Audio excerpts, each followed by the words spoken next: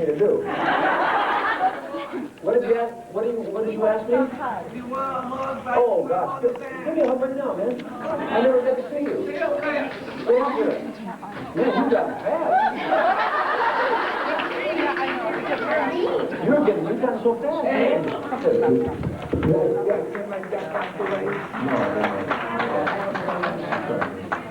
I'm sorry to hear that. Don't we look good up here together? You good? Everything all right? Yeah. Yeah? I wish my dad was around, but as Karen says, think positive. That's right. He was a great guy. Yeah, Both your parents. you bet. We were lucky to know him. Yes. Yeah. I'll see you in the future. All right. I'll see you.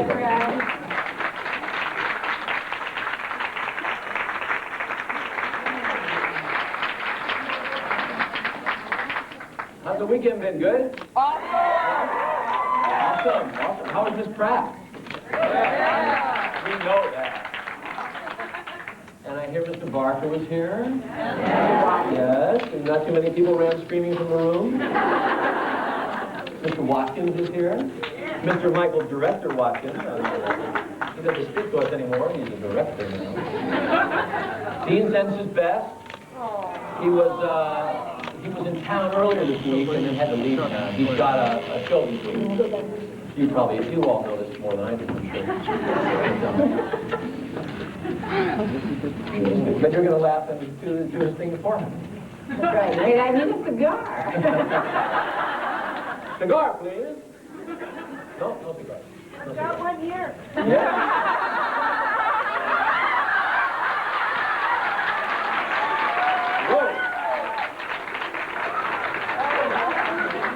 I guess with this group, you got to be careful what you ask for. Let me see if I can open this.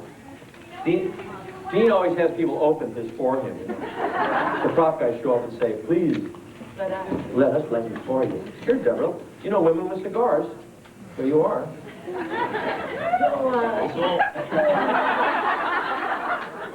Yeah. Remember that time we creamed you with the pies? It's like, you know, it's my legacy to always be hounded by him, whether he's here or not. Probably set you up. So what was the hardest question you had to answer today? What is the last line of the last episode?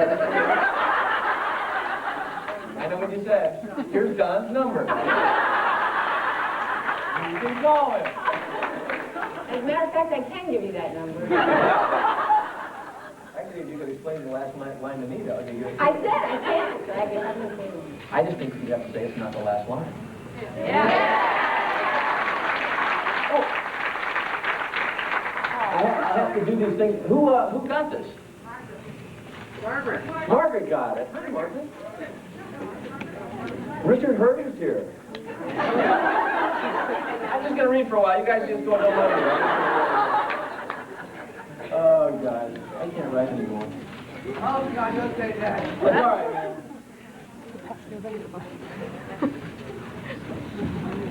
All right. Now, is there anything else I had to remember while I'm out here? Is that it? Okay. I'm good. You lost your stuff, but now we can both share. I'm doing shooting a movie a week right now, and this isn't like, I didn't do this, but it was scripted that the guy smokes a cigar. And he doesn't smoke it the whole movie because he ends up with a baby that, you know, that comes to live with him, so he cleans up his act. But one day, I was smoking that bloody cigar all day, and I think I was sick the rest of the week. I couldn't figure out what was wrong with me. I was like, oh, I'm trying to do it was Dean, he got me again. I just keep handing this stuff. But the question is, did you feel as bad as when you had to hang upside down for a week? No. Nothing could make me feel as bad as that. And you didn't write that. I was going to say, I didn't. So, I'm not pointing any fingers at you. I could, but I won't. For other things, but no. I don't think, do we have enough cameras here today? We love you. There's no chance of anyone running out of film, is there? Never. Just wondering. This is I like this room. It's kind of like, you know, I get the fact that everybody's here, which is nice. Because some of those other rooms have just kind of gone on in the darkness. And in the back they say, we have someone online from Japan.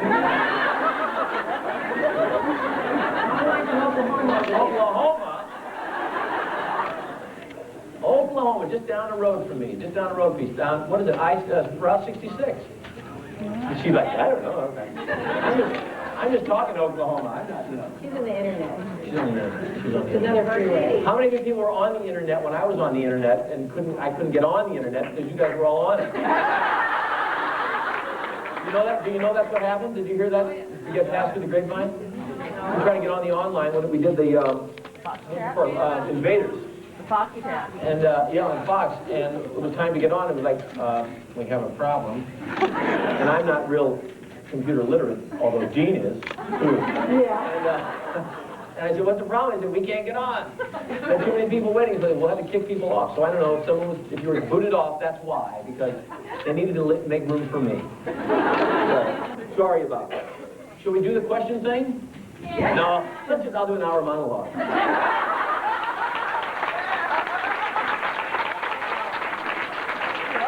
I love to hear myself talk.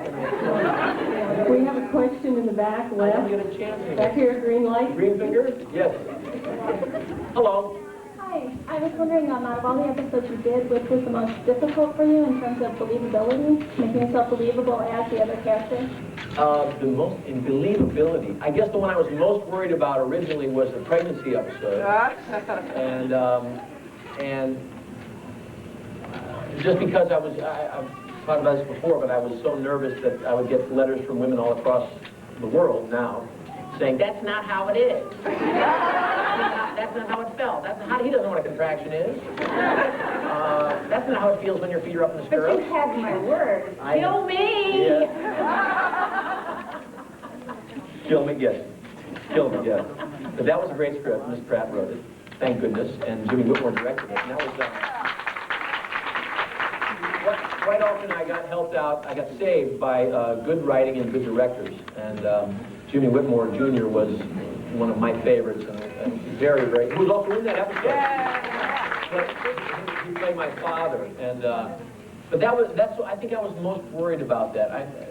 The rape episode, you didn't write the rape episode. I rewrote it. You rewrote it. You rewrote a lot of things. But we don't talk about that. Another question back here. Back right in the back. That was Right over 4.8. Okay, yes. 5.4. Every week you took on another person's perspective, and I wanted to know, did that affect you personally? And if so, how? Periodically, that microphone is serious thunder. Periodically, you know, I think I was affected throughout the course of the show, not only by the different roles that I was playing, but by the different cast members who came through, because, you know, actors have a lot of stories and a lot of life, and quite often what was happening in each actor's life was difficult or traumatic or exciting or whatever. So we shared those experiences with them because we got to know each other very quickly and very well, usually in a short period of time. There were many times that the episode would strike a chord within me or force me to go to a place I hadn't been before. Certainly all the female roles and everything did, and that was great for me as an actor. And again, that's what made the show so much fun for me, ultimately, to do for such a long time, because I was challenged, and they did, you know, I learned a lot about myself throughout. Yeah. Hi, Scott. Hello? I enjoyed your recent performance with Bethel McDowell in Something Wild. Oh, thank you.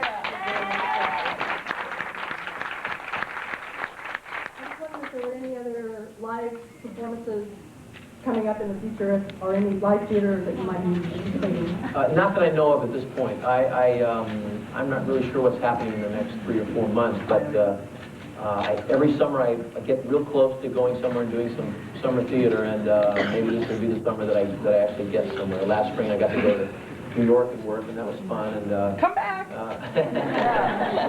For one night, anyway. But thank you, everyone who came to support the that evening, the Wild evening. It was very successful, and I can't thank you all enough for doing that. So thank you very much. Wasn't Malcolm great? And you know that Malcolm was, this close to doing the show. Did you know that? No. Yeah. Oh, I got ya. Now I'm not going to tell you. Okay, that's it. No, Malcolm was one of the people they were considering for the role of Al.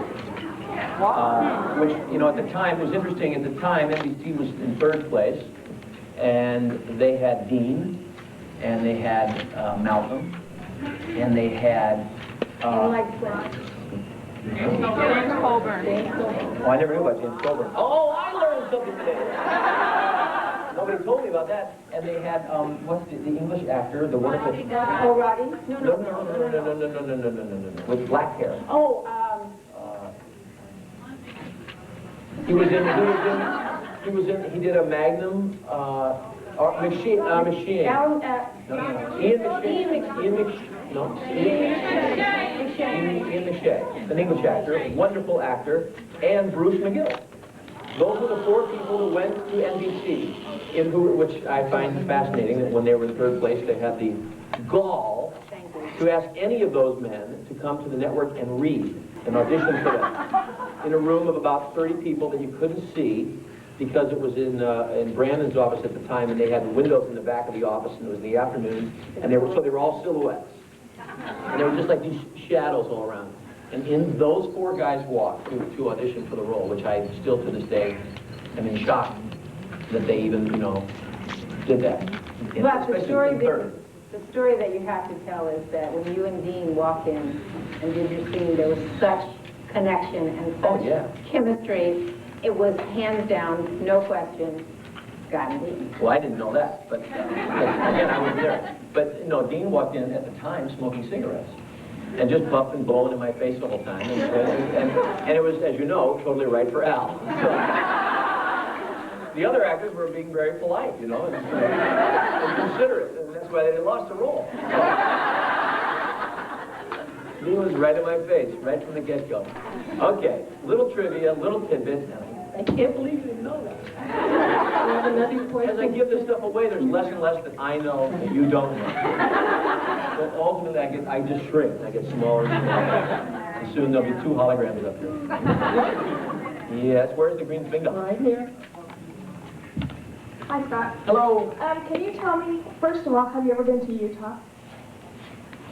2 states over.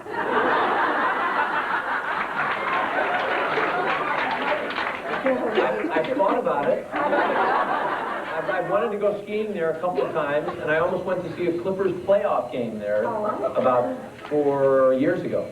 Cool. But I will get there because I want to ski Utah. Great. What I wanted to ask you is, can we have a Playboy pose for people?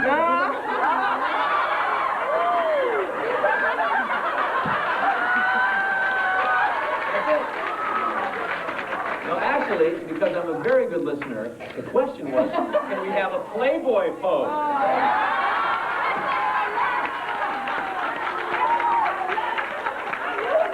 Yeah, but you didn't ask it. You gotta ask the questions. You gotta ask the right questions.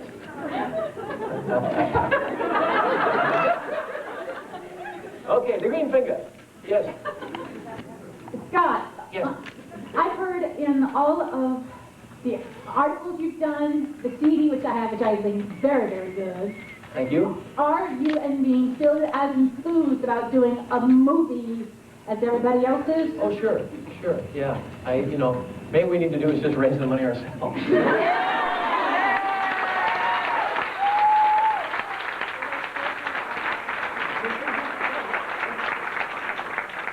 See, the star cost $2,500.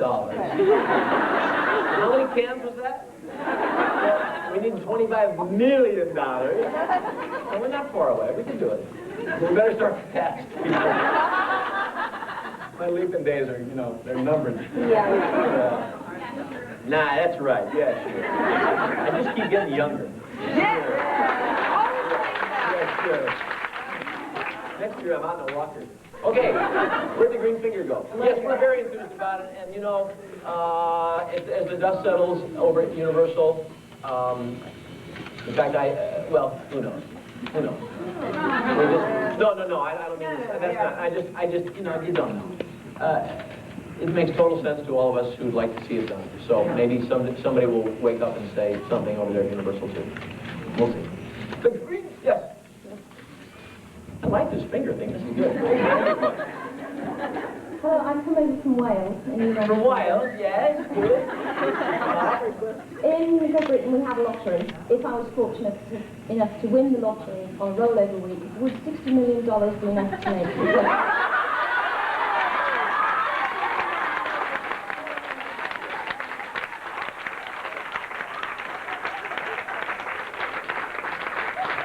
I have to ask you, is that English or American? Is that pounds or, yes? It's American? Oh, 60 million? The lottery in England is in American? Wow. 60 million pounds, right? $60 million? Wow. We could do it for that. But don't ever tell Dean you got that much money because he won a lot of it. Because we couldn't do it without him. And that, you know, that's not a position you want to have an actor in. Because now that I've got 20 is such a magical number in this town. He'd won $20 million and $2. Thank you, John Travolta. Is that the greatest thing ever? Oh, yeah. I love that. $20 million and $1. Take that, Stallone. Okay.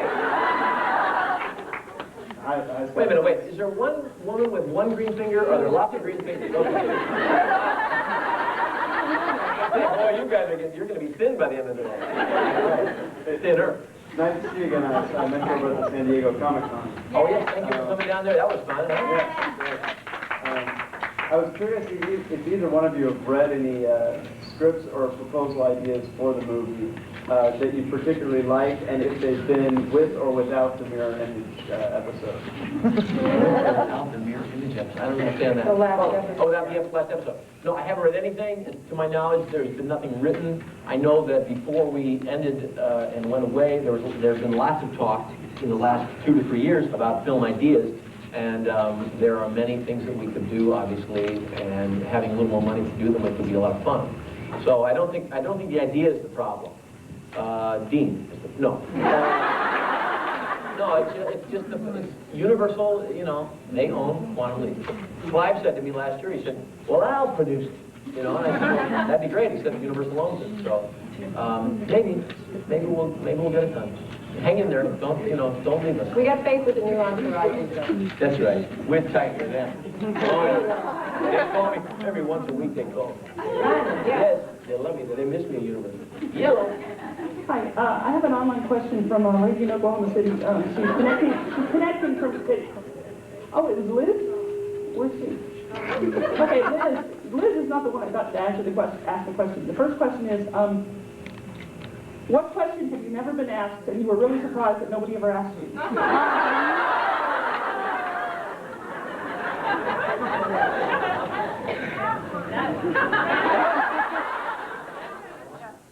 Okay, let's take it one and do it. That one. That's right. That's a good answer. Thank you. That question. I don't know how you would ever. Let's analyze this. How would I know that there was a question that I'd never been asked that I'd always wondered if somebody had asked me if I had never been asked? I guess you would have to research your own psyche and say, what do I want to know about myself? Okay, everybody take your shoes off, sit on the floor. Let's research our own psyche. Yes, and the second question, which I'm excited to hear. In Indiana. Oh, well, that explains it. Everyone in Indiana. From the Indiana Leap, they're all like very mellow. What is the second question? The second question is, I am an assistant Swiss-op on Genie in the Showbiz Roundtable. Yes. And we'd like to know if people could come to a real-time conference. I will tell you that it wouldn't be quite as chaotic as the Fox chat because we have software that only 3 people can talk at a time. The moderator, you, and the person asking the current question. Yes. Did you guys asked me to do this last year or something? Yeah, you haven't said yes yet, so we're not giving up.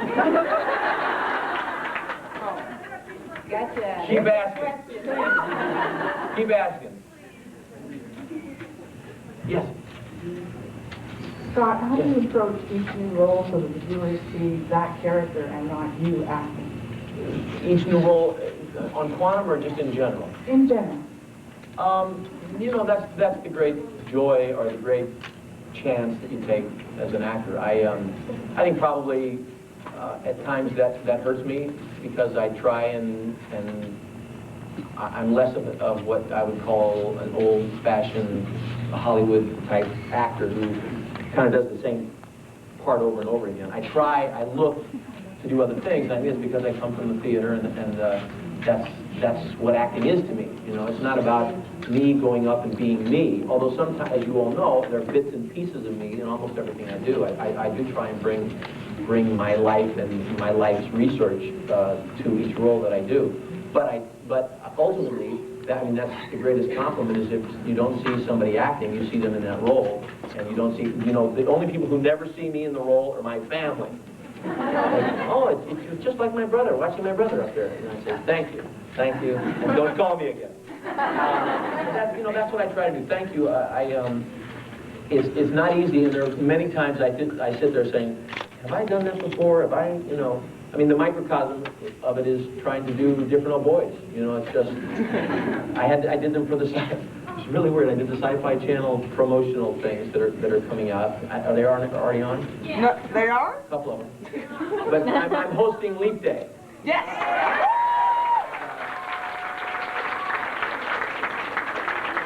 And I had to say like a couple of boys in some of the script things, and it was really hard to do because that wasn't connected to, you know, anything. And I always tried to like connect each one of those to that person. So how do I do it? You know, that's just, I don't have like a technique. I don't have like I'm really kind of organic, and I just try and usually, one of the reasons why I'm such a big fan of writers is that I usually try and let the words kind of lead my research into the character.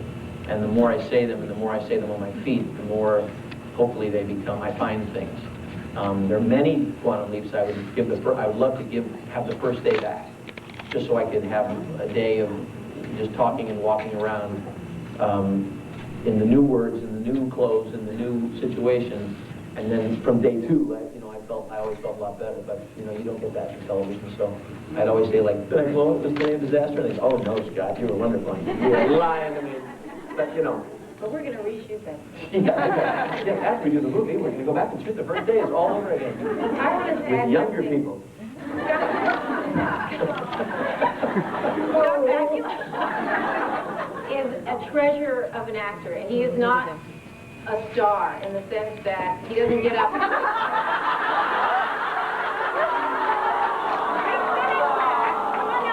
See, the spirit of Dean speaks. Descends. He gives 200% in every performance. Right. He works so hard, and he's always there every moment for everybody. And I think that's an actor versus a star. And a star is just I couldn't act like a star with Dean around. It was like we never got anything done.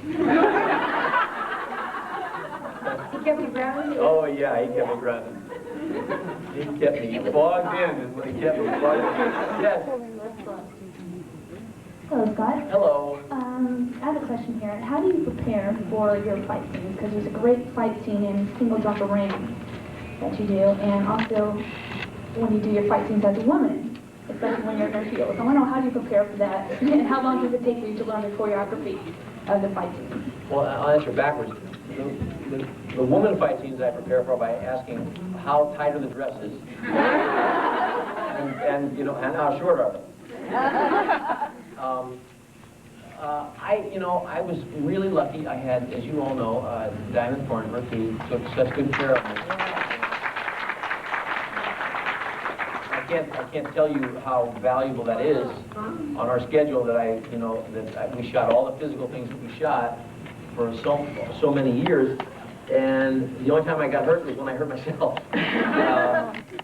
But so I had great help from Diamond, and he brought in experts. When I was boxing, I had a heavyweight boxer come in and coach me, Mike Adams. And when I was roping, Clifford came in. We went out to Clifford's Ranch, and I roped on the weekends. And you know, the trapeze guy, the guy that came in and taught me the trapeze, I'll never forget it.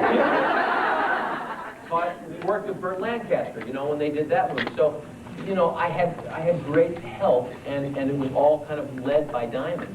I have a certain amount of athletic ability, so I was able to incorporate that into the stuff. And then the martial arts stuff, I had wonderful help there. So, you know, I prepared at lunch, I prepared on the weekends, I prepared at night, I prepared in the morning. I tried to work out, I tried to stay in shape. I mean, I went to Universal after the end of the second year, after I carried my good friend, was it Grey Wolf? Across the river. Oh, yeah. Grey Wolf, right? Grey Fox, Grey Wolf, I believe. And, you know, that sequence was difficult. The sun was setting, and I had to carry him, a dead man in my arms, dead weight, you know, across that river, and we could only do it twice because, well, ultimately because we ruined all the stuff up at the top of the hill on Universal and blew out the generators and flooded the town. But we only had 2 times to do it before the sun set. So I tried to stay in shape, and I was guided very well. And the female fight scenes, of course, as you know, I was in the women's clothes, but I was still fighting like Sam. So the only issues were, you know, how to get out of the high heels as quickly as possible, and how high you can hike that skirt up. You know, you women who fight. Yes, women in skirts. First of all, Sam, I'm sorry. I agree with the fact that I think you're one of the most amazing actors I've ever seen. Thank you. And I also wanted to ask you about the episode Rape. Did that affect you at all to play a woman in that situation, and how you felt about doing that? It did. You know, well, I felt I really liked that episode, but I wanted that episode a little tougher and a little bit more intense. And I had always wanted to come in. I always wanted to leap in the middle of the rape, and we were not able to do that for a variety of reasons. And so for me personally, I was always a little bit. I thought if I could have come in the middle of the rape and experienced some of that, you know, and to start off the episode, the whole episode would have had a different impact, and I would have had a more direct relationship to that last scene. It was interesting.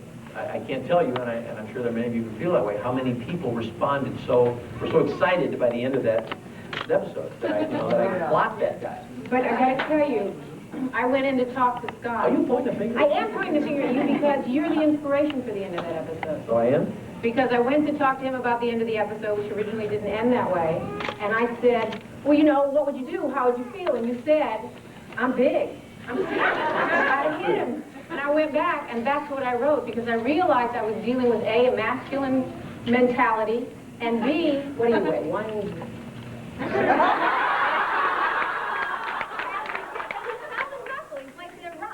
Do I ask you and you weigh? But I mean, he's a big guy. So I really have to give that to Scott, and that's a wonderful thing about working with an actor and having a series that you could go up to somebody and say, you know, I'm not a man. You're a man. In your mind, what would you do in that situation? And I think that's, politically, I think that's why rape happens, because we as women are taught that we can't defend ourselves.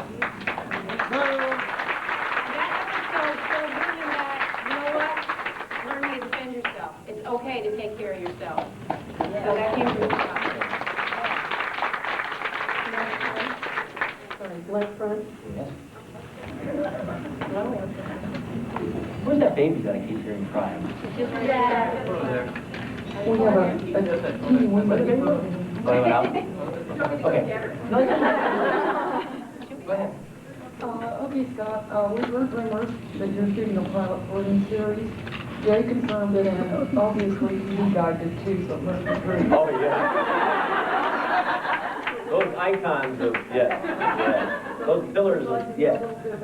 I don't have a clue what it's going to be. I'm supposed to shoot a pilot, and there's a writer who's writing his brains out right now. who has, the clock is ticking. And depending on how this version of the script comes in, I'll just shoot something in the next 2 months somehow, or I won't be. So I'm not really. I'm supposed to shoot one. Warner Brothers is very anxious for me to shoot one. CBS is very anxious for me to shoot one, and I know the TV Guide is very anxious. So they're just, they're dying to have me on the cover.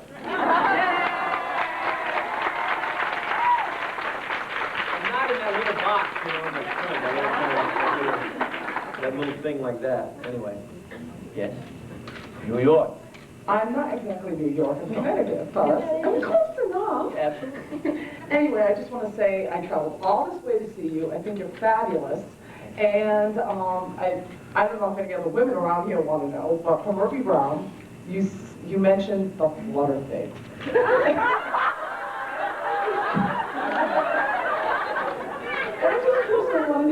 That's a question I've never been asked before. I'll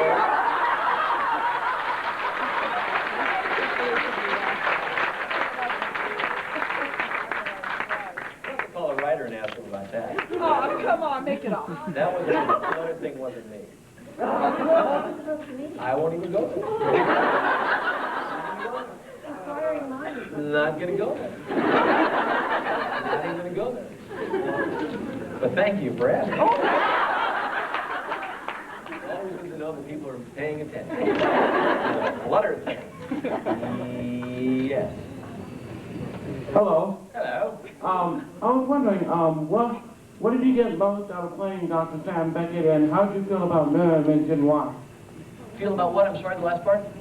How did you feel about Mirror Image and why? I think what I got the most out of Sam Beckett is I think what everybody got out of Sam Beckett, which was an opportunity to play someone who looks at life a little bit differently than most people do these days, in a very unjaded, very honest, very naive kind of way, and a guy who says, why can't things be this way? Why can't people be nice to each other? Why can't we just exist and not pay attention to race or sex or color or any of that stuff, and just, coexist in a loving kind of place?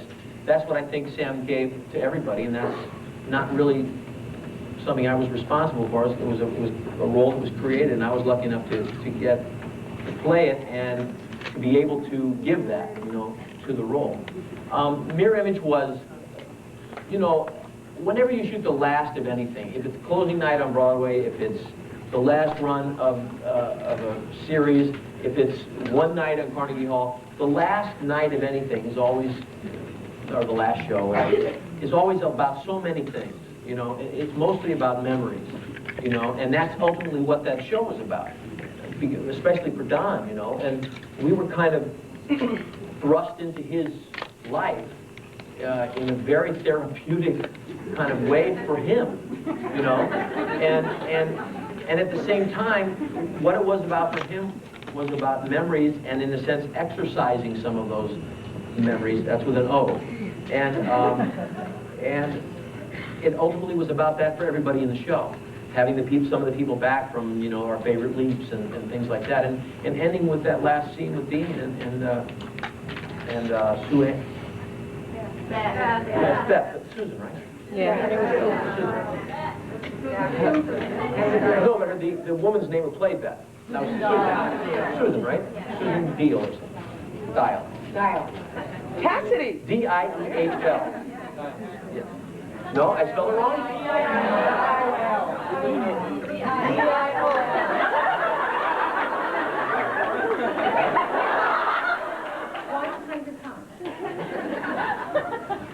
Anyway, so that's what that episode was about, for me, and the whole notion of wondering, that carried over into the rap party that year. We didn't know what the rap party was about. It was very odd, very awkward, and it was kind of looking around at faces that were sad, some happy that it was over, some people who were confused, disappointed.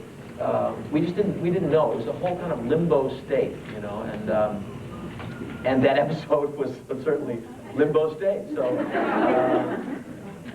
But it did give everybody kind of an opportunity, because of the way it was written, to basically reminisce and talk about our memories. So it was nice in that sense, although it confused everybody else all around the world. Yes. Hi, one more question about Murphy Brown. Are you coming back? There's another question. No, I never know. I mean, I didn't know if I was going to come back this year. They had talked to me about the episodes that I just shot in August as a possibility, and I said, yeah, if you can work out an episode like that, and we can get all the people together, and the script comes together in a way, and it didn't come together until whenever we shot it in January. It was on in February. So I don't know. And again, they found out the week that I was there that they were coming back for another season.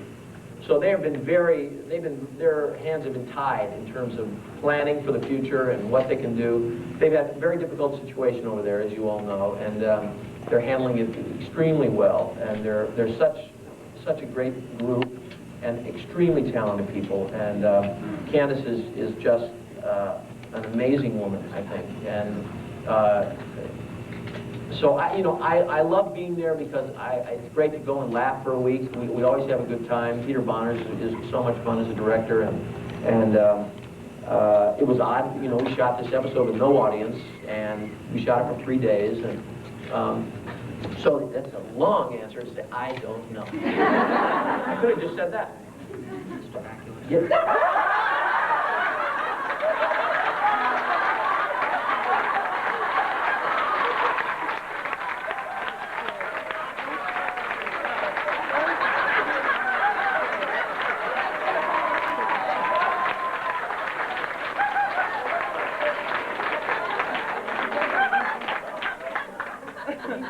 Dean said it.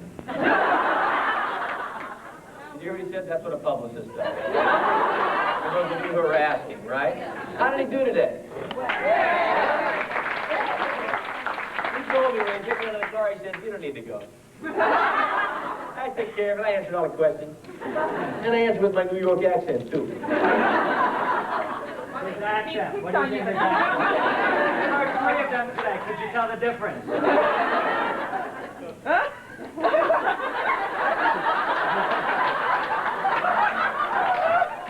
Go ahead yourself. Thank you, J.D. I've been very fortunate to work with Jay since 1987. Right? Oh, he doesn't know either. 86. No, but June of 86. yeah. And he says so. And he has gotten me through actually the whole labyrinth of press and craziness that goes into kind of building a relationship with the media. And as a result of him and his work only, we're in a place, and we've been in a place for the last 4 or 5 years, when we can go to people, when I'm doing things like the Wild thing, when I'm doing things, special things that need help in a certain area, in New York, to do, Carnegie Hall, that he can make the phone calls, and we can get things done, we can get on shows, we can get help, and we can get the word out to you all very easily, and I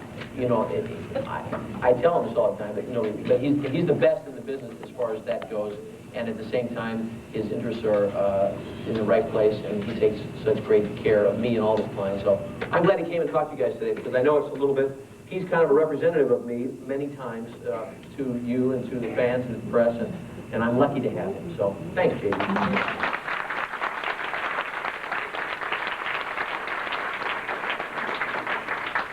What does that D stand for? D? Oh, you walked right into it. I'd never asked that kind of question. Yes? Hi, Scott. Hello.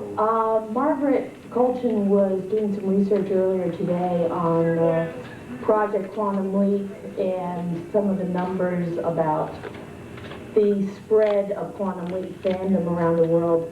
Project Quantum Leap now has members from 10 different countries, including Bahrain Wow. and 2 in Luxembourg. Wow. And so we wanted to congratulate you, and we were wondering if you're surprised with the spread of your recognition around the world, and are you happy with the way your recognition is growing? Yeah, I've always been delighted and surprised by it. I mean, you know, the reality when you're making a show, you don't have time to do anything. And then all of a sudden you walk outside, so to speak, and somebody comes up to you, a kid on the beach in Mexico comes up and says, no, you know, and then you go, oh, I better get out of Mexico. And then you go to England and somebody else is going, no. You know, and now there are a few countries now where we can go. And I was hoping to get to Bahrain, but now it's... don't go there! But no, it's really great, and, you know, the show is just, you know, it is universal, and its appeal is so wide-reaching, far-reaching, and it's not about, ultimately, and I'm not trying to be, you know, I don't know what the word is, but ultimately it's not about Dean or myself or anything. It's about what the show is, because that's what reaches everybody. You know, what's happening in television now is that, and I'm a part of it, so I can talk about it, but you know, it's all becoming star-driven now, like the movies, television is.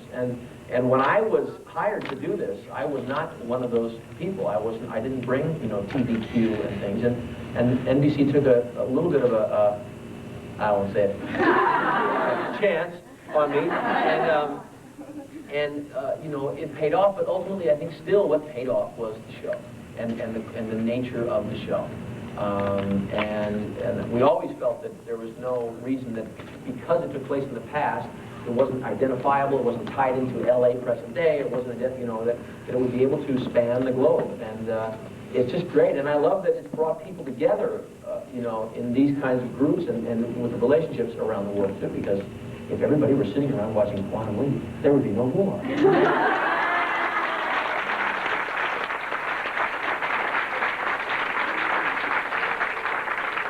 Kind of a bastardization of like 6 religious philosophies into one. Oh boy, I'll be brought up on charges for that somewhere down the line. Yes. You're welcome to come to either Ann Arbor or Detroit. You can hide in the University of Michigan football stadium or down at the Joe at a Red Wings game. All right. All right. I want to go to a Red Wings game, but I want to go and root for the Blues. I'm sorry. And incidentally, I think the Blues kicked their butt about 2 nights ago. Sorry. Sorry, didn't want to bring that up. Well, I saw some friends on a plane going to St. Louis to watch that game, but rooting for the Red Wings. Yes, I know. My question is in the area of your musical background. And I know being also busy with your production company and other movie roles and so forth, are you doing anything musically right now? No, not really. Bummer. I wish there were more hours in the day, ultimately, because I'd love to do more stuff musically.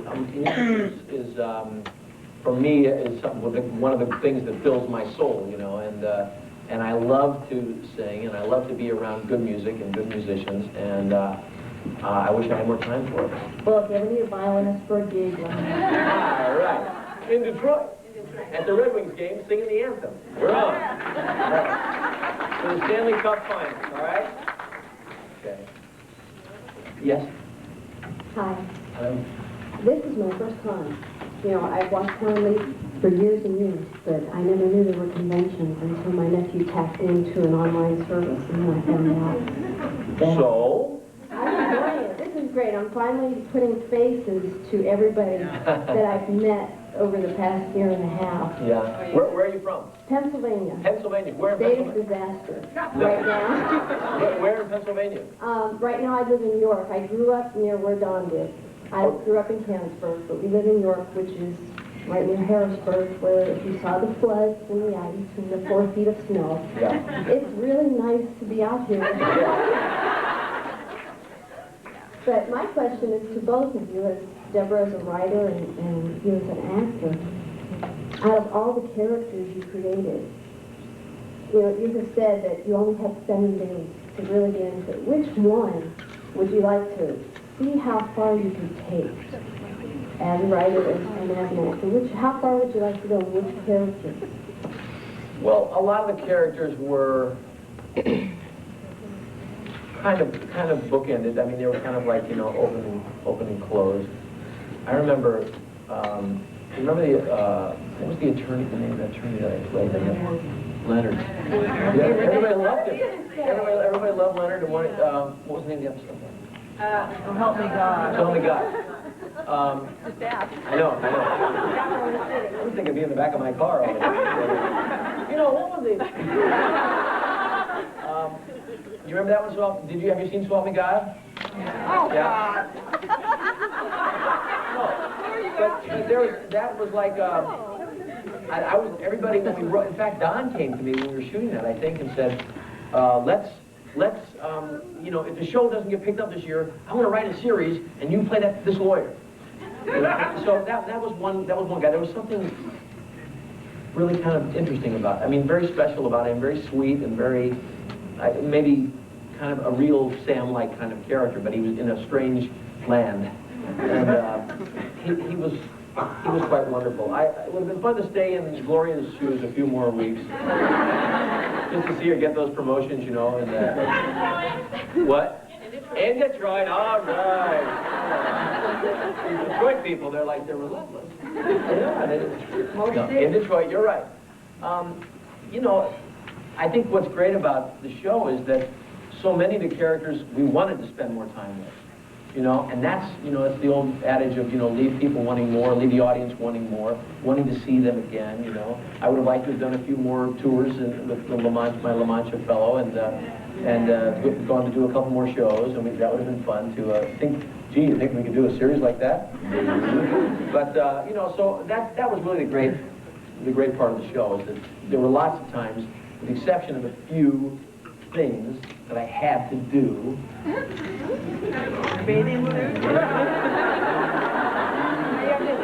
Most of the time. No, don't do that, you'll throw up. He was green. He would get down off that swing, and you would go up to him, and he would be, I'll be right back. Don't talk to me. Get away. No, so with the exception of a few characters, most of the time I was unhappy to leave a character, and I think hopefully that was the feeling that people had, and that's what kept people coming back week after week. It's interesting that he picked Leonard because that's the one that came to my mind as well. And he was a fun character to write because nobody took him seriously. And I think that's what made him such an everyday man, in the sense that everybody just goes, oh, Leonard, was the attitude that everybody faced him with, and having the opportunity to have Sam infuse him with the dedication and the focus to find out the truth, turn that man's life around. So he was a really perfect example of how Quantum Leap worked the best. And you knew that his life was really better when he came back to get it. Also, it's a great character, and you wrote this character. I'm not just saying it because you're here. I'm actually not. It was Will in the trilogy. That's a character I would like to stay with, too. He was very special, too. So. Thank you. You're welcome. It's hard to get a hero on the air that's not your typical everyday average hero. And Will, because of his speech defect and because of his youth and because of a lot of things, was not looked upon as a hero. But heroes come from your heart. Yeah. You never get him on. Try pitching that guy to. Oh, yeah. Well, look at that. He can pitch it. You saw him pitch very well in one movie. That's one of the greatest things in the world. Hello. Hello. How are you? Fine. Okay. Are you a little nervous? Yeah. All right. Sometimes we all, you laugh a little bit and then we feel better. Hi, my name is Melissa. I'm from Georgia. Hi, where in Georgia? Augusta. Augusta. Where they play the golf tournaments. Yeah. It's a boring place. He's nervous because he can make the joke. Unless you like to play golf, right? No. No? You hate golf. You can say that because Dean's not here. Don't tell Dean. Yes. So I got two questions. Yes. One is about invaders. Yeah. About how to do that thing with it really on the face? Okay? I'll tell you that. Ask me the other one, then I'll tell you both. I hope you don't take this next one, it's too heavy. Okay. What about last year? Short. Uh-huh. I wondered if you ever saw it, because I never got it back. You never got it back? I only got a picture. Where did you send it? I sent it to your new address. From the notes. Yeah.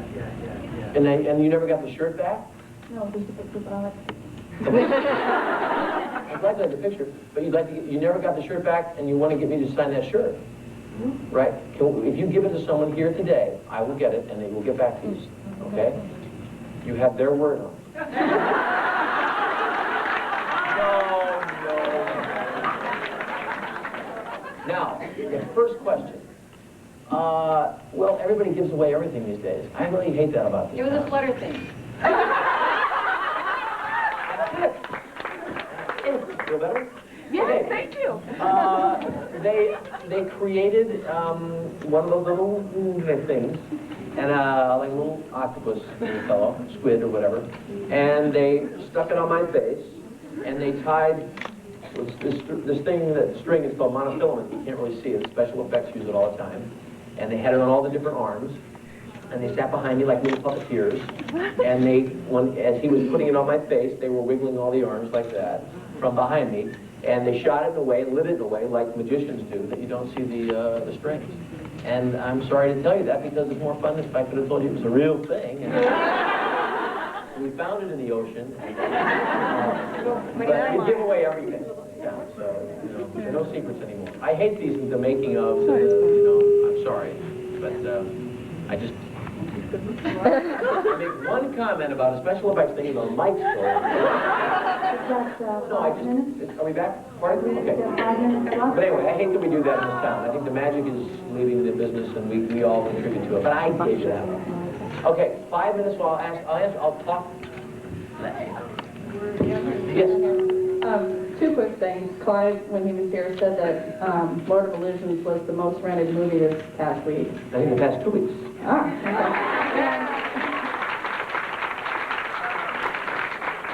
Also, he said we should ask you something. He said there is a script written or being written right now for a second Harry Moore movie. Would you do it? Of course. Of course I would.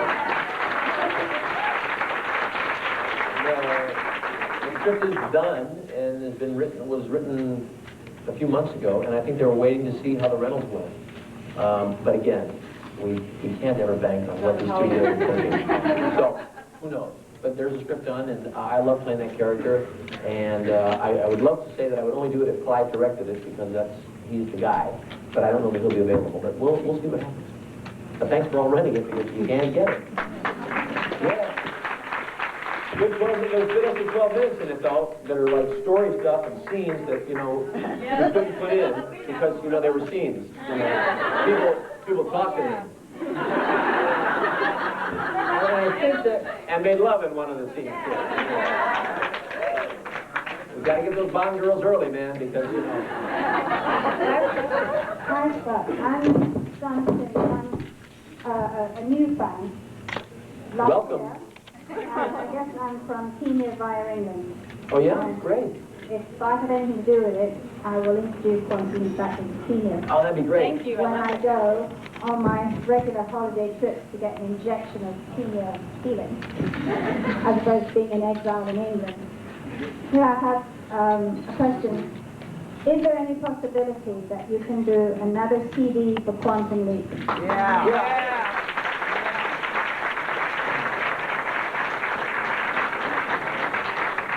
I don't know the... Go ahead. I'm sorry. And if you do, please can you include the song that you sang in that casino in Las Vegas, I think it was. Why didn't we include that, Deborah? Producer of the CD. Because we were going to do a second CD, and we had to save something for the second CD. Oh, man, she's good. She's great. She's got that producer talk right down. Mark! Yeah. This is the guy that talked about a second CD. That's right, there you go. There he is. Mr. Second CD. Who brought you the first CD? Right here.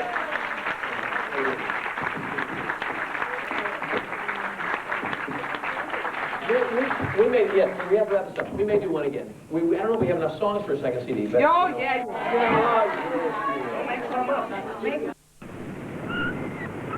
Dwarfs.